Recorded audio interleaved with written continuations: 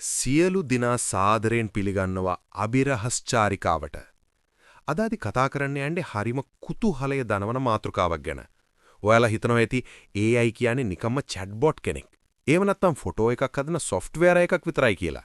නෑ.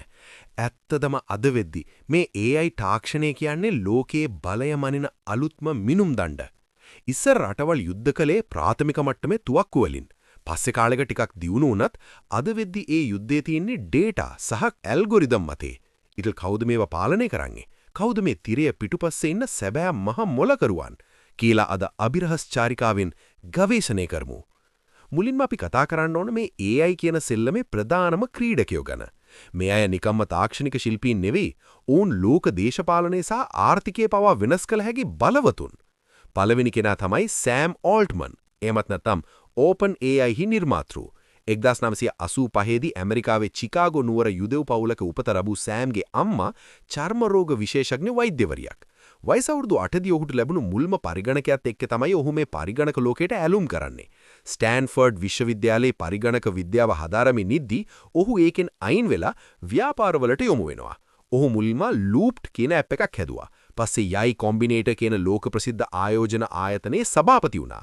ඒ හරහා ලැබුණු අත්දැකීම් සහ ධනය පාවිච්චි කරලා ඉලෝන් මස්ක් එක්ක එකතු වෙලා OpenAI පටන් ගත්තා. ඔහුට අවශ්‍ය වුණේ AI තාක්ෂණයේ කිහිප දිනක අතේ විතරක් තියෙන්නේ නැතුව ලෝකේටම විවෘත කරන්න. AI ලෝකයේ වර්තමාන මුහුණුවර විදියට හඳුන්වන්නේ මෙයාව.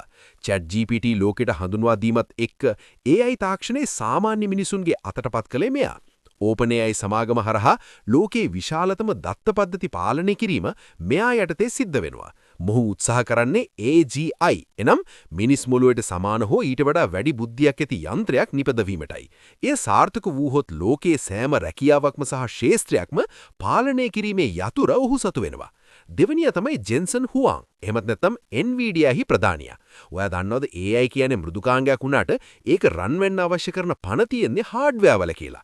අන්න ඒ හાર્ඩ්වෙයාර් චිප්ස් ලෝකෙටම සපයන රජු තමයි මෙයා. තයිවානයේ උපත ලැබූ මොහු පසුව තායිලන්තයට සහ අවසානයේ ඇමරිකාවට සංක්‍රමණය වුණ කෙනෙක්. කුඩා කාලයේදී ඉතා දුෂ්කර ජීවිතයක් ගැබූ මොහු පාසල් කාලයේදී හොටෙල් වල පිඟන් සෝදන රස්සව පවා කරලා තියෙනවා. 1993 දී Nvidia පටන් ගත්තේ වීඩියෝ ගේම් වල ග්‍රැෆික්ස් හදන්න. හැබැයි ජෙන්සන් දුරදිග හිතලා මේ චිප්ස් AI වලට ගැලපෙන විදිහට දියුණු කළා. අද ලෝකයේ ඉල්ලුම් වැඩිම චිප්ස් මෙයාගේ වීම නිසා Nvidia සමාගම ලෝකයේ වටිනාම සමාගම් 3 අතරට ආවා. ලෝකයේ AI චිප්ස් වෙළඳපොලෙන් 80%කට වඩා පාලනය කරන්නේ Nvidia සමාගම. Google, Microsoft, Meta මේ හැමෝටම AI රන් කරන්න ජෙන්සන්ගේ චිප්ස් ඕන. ඔහු තීරණය කරන මිල සහ ඔහු චිප්ස් ලබා දෙන රටවල් අනුව ලෝකේ තාක්ෂණික බලතුලනය වෙනස් වෙනවා. සරලව කිව්වොත් AI ලෝකේ බලවතුන් අතර මුල් හරියේ ඉන්න කෙනෙක් තමයි මෙයා. තුන්වෙනියා තමයි දේමිස් හසාබිස්. එහෙමත් නැත්නම් Google DeepMind හි ප්‍රධානියා.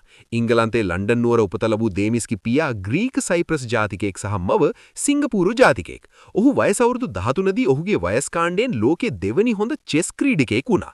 පොඩි කාලේ ඉඳන්ම මෙයා අනිත් අයට වඩා බුද්ධිමත් කෙනෙක්. චෙස් ක්‍රීඩකයෙක් වගේම ස්නායු විද්‍යාඥයෙක් වුණ දේමිස් හසාබිස් දැන් වෙනකොට Google සමාගම සතු සියලුම AI පර්යේෂණ මෙරිහි කරනවා. මොහු හදපු AI එකකින් ලෝකේ චෙස් ශූරයන්ව පවා පරාජය කළා.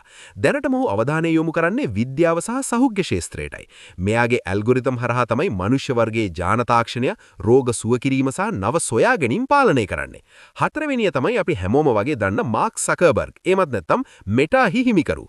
මාර්ක් උපත ලබන්නේ නිව්යෝක් වල යුදෙව් පවුලක. ඔහුගේ පියා දන්ත වෛද්‍යවරයෙක්. පාසල් කාලයේදීම මෘදුකාණ්ඩ ලිවීමට දක්ෂ ඔහු හාවර්ඩ් විශ්වවිද්‍යාලයෙන් අයින් වෙලා Facebook ආරම්භ කළා.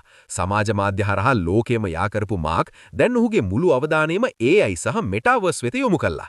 ඔහුගේ ප්‍රධානම ශක්තිය තමයි මිනිසුන්ගේ හැසිරීම් රටාවන් AI හරහා තේරුම් ගන්න පුළුවන් එක. ලෝකයේ බිලියන 3කට වඩා වැඩි පිරිසකගේ පෞද්ගලික රුචිකත්වයන්, දේශපාලන අදහස් සහ දෛනික චර්යාවන් ගැන දත්ත දැනටමත් මාර්ක් ළඟ තියෙනවා. පස්වෙනියා තමයි ඉලෝන් මස්ක්. එමත් නැත්නම් XAI සහ ටෙස්ලා හිමිකරු. දකුණු අප්‍රිකාවේ උපත ලැබූ මස්ක් කුඩා කාලයේදී පාසලේදී දැඩි හිරිහැල් වලට ලක් වුණ ළමයෙක්. ඔහුගේ පියා ඉංජිනේරුවෙක්. ඔහු කැනඩාවට පස්සේ ඇමරිකාවට සංක්‍රමණය වුණේ Tamanගේ හීන හබා යන්න. PayPal විකුණලා ලැබුණු සල්ලි වලින් SpaceX සහ Tesla ආරම්භ කළා ඔහු ලෝකේ ධනවත්ම මිනිස වුණා. AI මගින් මිනිස් සංහතියට තර්ජනයක් වෙයි කියලා ඔහු නිතරම අනතුරු අඟවන්න අතරම ඒ බලය Taman සතු කරගන්නත් ඔහු නිරන්තරයෙන් උත්සාහ කරනවා. මස්ක් මුලින්ම OpenAI වල හිටියත් පස්සේ අයින් වෙලා Tamanගේම XAI AI කියලා එකක් පටන් ගත්තා. ඒ වගේම ටෙස්ලා කාර්වල තියෙන ස්වයංපාලන පද්ධතිය ලෝකයේ දියුරුම රොබෝ තාක්ෂණයක්. මොහොසතු එක් සමාගම හරහා AI වලට අවශ්‍ය කරන මිනිස් සංවාද විශාල ප්‍රමාණයක් පාලනය කරනවා. AI ගැන අනතුරු අඟවන්න ගමන්ම ඔහු නියුරලින්ක් හරහා මිනිස් මොළුව සහ AI සම්බන්ධ කරන්නත් උත්සාහ කරනවා. ඒ කියන්නේ අනාගතයේ මිනිස් සිරුර පවා පාලනය කරන්නේ මෙයාගේ තාක්ෂණයෙන් වෙන්න පුළුවන්. ඊළඟ කෙනා තමයි ලයිලින්. රොබින් ලී වගේ නම් වලින් ඔහුව හඳුන්වනවා. අපි කලින් කතා කළේ බටහිර ලෝකය ගැන. හැබැයි චීනයේ AI රජු තමයි රොබින් ලී කියන්නේ. චීනයේ ඉතා සාමාන්‍ය පවුලක උපත ලැබූ රොබින් බීජිං විශ්වවිද්‍යාලයේ ඉගෙනගෙන පස්ස ඇමරිකාවට ගිහින් උසස් අධ්‍යාපනය ලැබුවා. ඔහු සිලිකන් වැලිහි සේවය කරලා අත්දැකීම් ලබා ගත්ත කෙනෙක්. චීනයේ විශාලතම සෙව්‍යන්ත්‍රය වන බයිඩු සහ ඔවුන්ගේ අර්නිබොට් හරහා චීන වැසියන් කෝටි ගණනකේ දත්ත මොහු පාලනය කරනවා. චීන රජය සමග එකතු වෙලා මිනිසුන්ව නිරීක්ෂණය කරන පද්ධති දියුණු කරන්නේ මොහුයි. ආසියානු කාලපේ AI බලය තියෙන්නේ මොහු අතේ. 2000 වසරේදී චීනයට ගිහින් බයිඩු ආරම්භ කළා. Google ආයතනයේ චීනයෙන් ඉවත්වීමත් එක්ක ඔහුට මුළු චීන වෙළඳපොළම අල්ලගන්න අවස්ථාව ලැබුණා. අද චීන රජයත් එක්ක එකතු වෙලා ලෝකයේ බලවත්ම AI නිරීක්ෂණ පද්ධති පාලනය කරන්නේ මොහුයි. මේ පුද්ගලයෝ නිකම්ම බිස්නස් කාර්යෝ නෙවෙයි. ඔවුන් අතේ තියෙනවා අපි හිතන පතන විදිහ, අපේ තීරණ පවා වෙනස් කරන්න පුළුවන් තාක්ෂණික බලයක්. කවුද ලෝකේ පාලනය කරන්න කියලා ඇහුවොත් උත්තරේ තමයි වැඩිම දත්ත ප්‍රමාණයක් කා සතුද කියන එක. ඔයා Facebook එකේ බලන දේ, Google එකේ සර්ච් කරන දේ, මේ හැමදේම මේ අය එකතු කරනවා. මේ දත්ත AI එකකට දැම්මම ඔයා ඊළඟට කරන්න යන්නේ මොකක්ද කියන ඔයාටවත් කලින් AI එක දන්නවා. දේශපාලන මතිමතාන්තර හදන්න නැත්නම් යම්කිසි භාණ්ඩයක් විකුණ ගන්න මේ අය අපේ මොළය පාලනය කරනවා කිව්වොත් ඒක බොරුවක් නෙවෙයි. අපි දැන් කතා කළේ AI පිටුපස්සේ ඉන්න බලවතුන් ගැන. හැබැයි අපි හිතනවට වඩා ගොඩක් ගැඹුරට මේ 2026 අවුරුද්ද වෙද්දී AI අපේ ජීවිතවලට රිංගලා ඉවරයි. ඒක දැන් නිකම්ම සර්ච් එන්ජින් එකක් නෙවෙයි. ඒක අපේ ලෝකේ ක්‍රියාකාරීත්වයේ තීරණය කරන අදෘශ්‍යමාන හස්තය වෙලා ඉවරයි. දැන් බලන්න ඉස්සර අපි හිතුවේ AI වලින් නැති වෙන්නේ සාමාන්‍ය කියා විතරයි කියලා. හැබැයි අද වෙද්දි තත්ත්වය වෙනස්. අද ග්‍රැෆික් ඩිසයිනර්ස්ලා, වීඩියෝ එඩිටර්ස්ලා පවා AI එක්ක ලොකු තරඟයක ඉන්නේ. සොෆ්ට්වෙයාර් ඉංජිනේරු කෙනෙක් සති ගාණක් කරන වැඩේ අද AI එක විනාඩි ගාණකින් කරනවා. මේකෙන් වෙන්නේ රැකියාව නැති වෙන එක විතරක් නෙවෙයි, රැකියාව කරන විදිහ සම්පූර්ණයෙන්ම වෙනස් වෙන එක. අද දක්ෂයා වෙන්නේ AI පාවිච්චි කරන දන්න කෙනා විතරයි. අපි ෆෝන් එකෙන් කරන හැම චලනයක්ම මේ AI පද්ධති නිරීක්ෂණය කරනවා. ඔයා කැමති කෑම, ඔයාගේ අසනීප, ඔයාගේ දේශපාලන කැමැත්ත මේ හැමදේම අද තියෙන්නේ මේ සමාගම් මතේ.